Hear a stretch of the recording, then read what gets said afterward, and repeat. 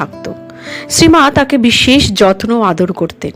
তিনি স্বহস্তে তাকে নিত্য স্নান করাতেন, জল ও খাবার দিতেন, তার খাঁচা পরিষ্কার করতেন, তাকে এক স্থান থেকে অন্য স্থানে সরিয়ে রাখতেন এবং স্নেহ ভরে তার সঙ্গে কথা কইতেন। সকাল সন্ধ্যায় তার কাছে এসে তিনি বলতেন, বাবা গঙ্গারাম পড়ত। তারই কাছ থেকে শেখা বলিতে সে উচ্চারণ করত, হরে কৃষ্ণ কৃষ্ণ কৃষ্ণ রাম রাম। শ্রী শ্রী মায়ের মুখে শুনে ব্রহ্মচারীদের নামগুলিও সে উচ্চারণ করতে পারত।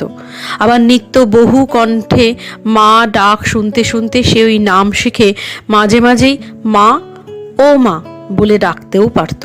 শ্রী শ্রী মাও অমনি উত্তর দিতেন, যাই বাবা যাই, এই বলে ছোলা জল নিয়ে তাকে খেতে দিতেন। পুজোর শেষে তার কাছে গিয়ে শ্রী শ্রী মা জিজ্ঞাসা করতেন, বাবা গঙ্গারাম কি বলছো?